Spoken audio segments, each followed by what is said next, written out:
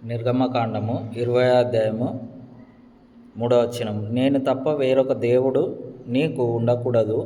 పైన ఆకాశం అందే గాని, క్రింది భూమి అందే గాని, భూమి క్రింద నీళ్ళ ఎందే గాని యుండు దేని రూపంనైనను విగ్రహంనైనను నీవు చేసుకొనకూడదు.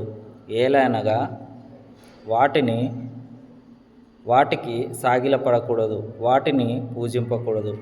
చాలామంది గృహాలలో కానీ చర్చెస్లలో కానీ యేసుప్రభు చిత్రపటాలు ఫొటోస్ పెట్టుకుంటారు చాలామంది. యేసుక్రీస్తు ఆ ఫొటోస్లో ఉన్న రీతిగానే రియల్గా ఏముండదు, అది రియల్ ఫోటో కాదు. యేసుక్రీస్తు ఎలా ఉంటాడో ఎవరికి తెలీదు. ఆ చిత్రపటాలు అనేటివి ఇండ్లల్లో కానీ చర్చెస్లలో కానీ పెట్టుకోకూడదు. చాలామంది పెట్టుకుంటారు.